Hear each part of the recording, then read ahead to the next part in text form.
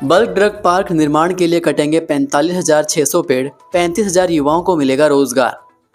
हिमाचल प्रदेश के ऊना जिले के हरोली क्षेत्र में प्रस्तावित बल्क ड्रग फार्मा पार्क अब आकार लेने जा रहा है, लेकिन इसके लिए पर्यावरण को भारी कीमत चुकानी पड़ेगी। 45,600 पेड़ों की बलि देकर इस बल्क ड्रग पार्क का निर्माण किया जाएगा। बड़ी बात यह है कि वन विभाग ने 45,600 पेड़ों में से 21,702 पेड़ों को काटने की अनुमति दे दी है। हालांकि वन विभाग शेष 23,898 पेड़ों को संरक्षित रखेगा। यह परियोजना प्रदेश के औद्योगिक विकास के लिए मील का पत्थर साबित हो सकती है, मगर साथ ही पर्यावरणीय संतुलन को लेकर भी कई सवाल खड़े हो रहे हैं। हिमाचल सरकार के उद्योग विभाग के अनुसार बल्क ड्रग फार्मा पार्क के निर्माण क्षेत्र में आने वाले कुल 45,600 पेड़ों में से पहले चरण में 21,702 पेड़ों को काटने की मंजूरी मिल चुकी है। वन विभाग ने स्पष्ट किया है कि बाकी पेड़ों को फिलहाल सुरक्षित रखा जाएगा। दूसरे चरण में 222 पेड़ों में से 146 को काटने और क्षेत्र को संरक्षित रखने की अनुमति दी जाएगी। पेड़ों की कटाई वन विकास निगम की देखरेख में होगी और यह कार्य तभी शुरू होगा जब परियोजना का डिजाइन अंतिम रूप ले लेगा, ताकि अतिरिक्त पेड़ों की अनावश्यक कटाई ना हो।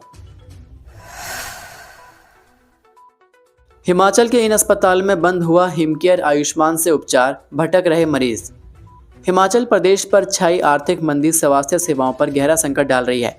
प्रदेश के गरीब परिवारों को मिलने वाले मुफ्त इलाज पर भी इसका असर पड़ रहा है। प्रदेश के सबसे बड़े अस्पताल Indira Gandhi medical college IGMC Shimla में पिछले कई दिनों से गरीब परिवारों को मुफ्त इलाज की सुविधा नहीं मिल रही है। आईजीएमसी और रिपन अस्पताल में हिमकेयर और आयुष्मान भारत योजना के तहत मिलने वाला मुफ्त इलाज पूरी तरह से बंद हो गया है। दरअसल प्रदेश की सुखद सरकार हिमकेयर योजना के तहत लंबित अनुदान का भुगतान नहीं कर पा रही है, जिसके चलते अब निर्धन लोगों के पास हिमकेयर कार्ड तो हैं, पर इन्हें इनका लाभ नहीं मिल पा रहा है। अस्पतालों में लोग इन कार्ड को हाथ में लेकर यहाँ वहाँ भटकने को मजबूर हो रहे हैं। जो मरीज मुफ्त या रियायती इलाज की उम्मीद लेकर अस्पतालों में पहुँच रहे हैं, उन्हें अब अपनी जेब से महंगे इलाज का खर्च उठाना पड़ रहा है। आईजीएमसी में रोजाना औसतन 2,000 से 2,500 मरीज इलाज के लिए पहुँचते हैं, जबकि रिपन अस्पताल में यह संख्या 1,000 से अधिक है। इनमें से सैकड़ों मरीज हिमकेयर और आयुष्मान कार्ड धारक हैं। लेकिन पिछले कुछ दिनों से अस्पतालों में इन योजनाओं के तहत ना तो दवाइयां दी जा रही हैं और ना ही ज़रूरी मेडिकल उपकरण उपलब्ध करवाए जा रहे हैं। एक मरीज ने बताया कि मेरे पास हिमकेयर कार्ड है, लेकिन अस्पताल में कोई सुविधा नहीं मिल रही, दवाएं बाहर से खरीदनी पड़ रही है। अगर यही हाल रहा तो गरीब लोग इलाज कैसे करवाएंगे। सास की मौत का सदमा बर्दाश्त नहीं कर पाई बहू, कुछ ही देर में त्यागे प्राण, एक साथ होगा अंतिम संस्कार। समाज में सास बहू के रिश्ते को लेकर भले ही कई नकारात्मक धारणाएं हों, लेकिन कई बार ऐसे भी किस्से देखने और सुनने को मिल जाते हैं जिससे सास बहू के रिश्ते पर नाज हो जाता है। ऐसा ही एक किस्सा उपमंडल की आशापुरी पंचायत के रोपड़ी गांव में देखने को मिला, जहां सास की मौत देखकर घबराए बहू ने भी उसी समय प्राण त्याग दिए। बताया जा रहा है कि रोपड़ी गाँव की 85 वर्षीय महिला की मौत हो गई थी। सास की मौत को देखते हुए बहू रेखा देवी उम्र 55 वर्षीय इतनी घबरा गई कि उसकी भी उसी समय हालत बिगड़ गई। आसपास मौजूद लोगों और परिवार के सदस्यों ने उन्हें तुरंत अस्पताल ले जाने की कोशिश की, लेकिन उनकी हालत बिगड़ती चली गई। घर से करीब 1.5 किलोमीटर दूर ही रास्ते में उन्होंने दम तोड़ दिया। इस घटना ने हर किसी को झकझोर कर रख दिया। बुधवार को सास व बहू का संस्कार एक साथ गाँव के शमशान घाट पर किया जाएगा। हिमाचल में ठंडी होने लगी रातें, लाहौल स्पीति के केलांग में शून्य से नीचे लुढ़का तापमान। हिमाचल में मौसम शुष्क बना हुआ है। मंगलवार को भी पूरे प्रदेश में धूप खिली रही, लेकिन सुबह और रात के समय ठंड बढ़ने लगी है। विशेषकर पहाड़ी और जनजातीय क्षेत्रों में तापमान लगातार गिर रहा है, जिससे रातें सर्द होती जा रही हैं। लाहौल स्पीति जैसे ऊंचाई वाले इलाकों में पारा शून्य से नीचे बना हुआ है और प्राकृतिक जल स्रोत जमने लगे हैं। मौसम विभाग के अनुसार आगामी 3 नवंबर तक प्रदेश के मौसम में किसी प्रकार के बदलाव की संभावना नहीं है। इस अवधि में पश्चिमी विक्षोभ का कोई प्रभाव हिमाचल में नहीं दिखेगा और पूरे राज्य में मौसम साफ रहने का अनुमान है। शिमला, मनाली, कुफरी और नारकंडा जैसे हिल स्टेशनों में सैलानी सुहावने मौसम का आनंद ले रहे हैं। वहीं मैदानी क्षेत्रों में भी दिन में खिली धूप लोगों को खूब भा रही है, लेकिन सुबह और शाम के समय सर्दी का एहसास बढ़ गया है। शिक्षिका ने नग्न कर कांटेदार झाड़ियों से पीटा मासूम छात्र, वीडियो वायरल हुआ तो गिरी निलंबन की गाज। शिक्षा के पवित्र मंदिर से मानवता को झकझोर देने वाला मामला सामने आया। रोहड़ू उपमंडल के एक प्राइमरी स्कूल में एक शिक्षक द्वारा शराब के नशे में स्कूल पहुंचने का मामला अभी ठंडा भी नहीं हुआ था कि अब एक और प्राइमरी स्कूल में एक शिक्षिका द्वारा मासूम छात्र के कांटेदार झाड़ियों से बेरहमी के साथ पिटाई का वीडियो सोशल मीडिया पर तेजी से वायरल हो रहा है। मासूम छात्र के साथ शिक्षिका द्वारा की गई इस क्रूरता ने सभी को हैरान कर दिया है। वीडियो सामने आते ही शिक्षा विभाग हरकत में आ गया और उस शिक्षिका को तत्काल प्रभाव से निलंबित कर दिया गया। सोशल मीडिया पर तेजी से वायरल हो रहे इस वीडियो में स्पष्ट रूप से देखा जा सकता है कि छात्र बिना टी शर्ट के खड़ा है और शिक्षिका कांटेदार झाड़ियों से उस पर बार बार वार कर रही है। वीडियो के दौरान छात्र लगातार रोता हुआ दिखाई देता है, लेकिन शिक्षिका उस पर कोई दया नहीं दिखाती। हैरानी की बात यह है कि उस कमरे में 4 से 5 लोग और मौजूद हैं, मगर कोई भी इस अमानवीय कृत्य को रोकने की कोशिश नहीं करता, बल्कि हंसता हुआ नजर आता है। मामला सामने आने के बाद खंड शिक्षा अधिकारी रोहड़ू यशवंत खिमटा स्वयं विद्यालय पहुंचे और प्रारंभिक जांच की। उन्होंने बताया कि इस घटना की विस्तृत रिपोर्ट एसडीएम रोहड़ू, उप शिक्षा निदेशक शिमला और शिक्षा निदेशक शिमला को भेज दी गई है। भारत दक्षिण अफ्रीका T20 क्रिकेट मैच को लेकर शुरू हुआ एडवांस होटल बुकिंग का दौर। धौलाधार की सुंदर वादियों के तले बने HPCA क्रिकेट स्टेडियम धर्मशाला में 14 दिसंबर को खेले जाने वाले भारत दक्षिण अफ्रीका T20 मैच को देखने को लेकर क्रिकेट प्रेमियों के रोमांच का दौर अभी से शुरू हो गया है। जानकारी के अनुसार इस T20 मैच को लेकर करीब 1.5 महीने पहले ही एडवांस बुकिंग का दौर शुरू हो गया है।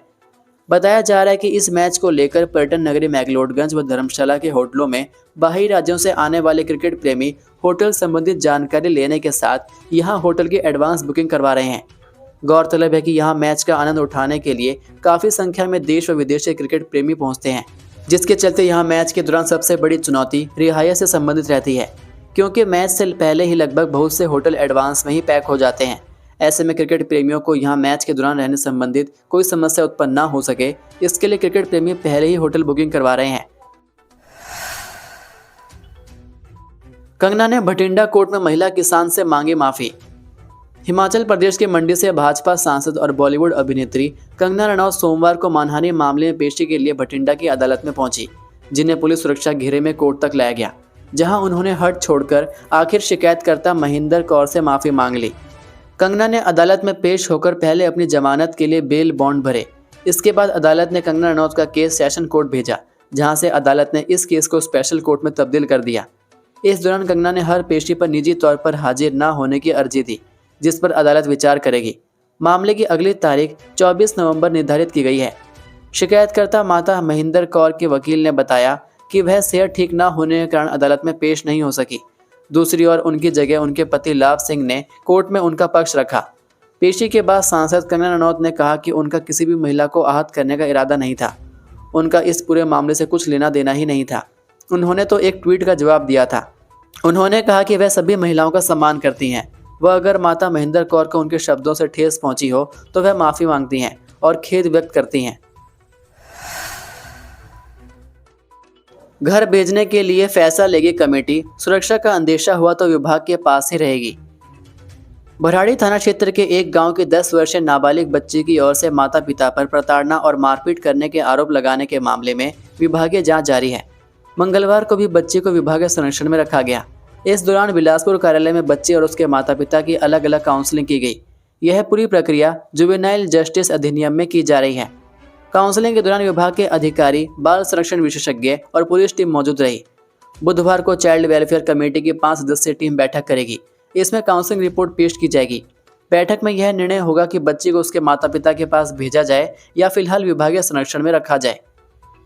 आपको बता दें कि सोमवार को नाबालिग बच्ची ने चाइल्ड हेल्पलाइन पर कॉल कर अपने माता पिता पर प्रताड़ित करने की शिकायत दी थी।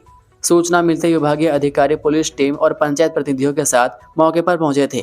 करीब 8 घंटे तक बच्चे और उसके माता पिता के बीच बातचीत का सिलसिला चला, लेकिन बच्ची लगातार यह कहती रही कि वह अब अपने माता पिता के साथ नहीं रहेगी। आखिरकार विभाग ने बच्ची को अपने संरक्षण में ले लिया था। मंगलवार को बिलासपुर कार्यालय में दोनों पक्षों की काउंसलिंग के बाद रिपोर्ट तैयार की गई, जिसे बुधवार को कमेटी के समक्ष रखा जाएगा। ये थे आज के मुख्य समाचार। हिमाचल प्रदेश की बड़ी खबरें रोजाना जानने के लिए सब्सक्राइब कीजिए DHP न्यूज़ चैनल को और बेल आइकन पर क्लिक करें, जिससे आपको प्रदेश की बड़ी खबरें हमारे द्वारा मिलती रहें। वीडियो को लाइक और शेयर ज़रूर कीजिए और आप हमारी वीडियो कौन से शहर से देख रहे हैं नीचे कमेंट करके ज़रूर बताइए। वीडियो में अंत तक बने रहने के लिए आपका बहुत बहुत धन्यवाद। जय हिंद, जय भारत, जय हिमाचल।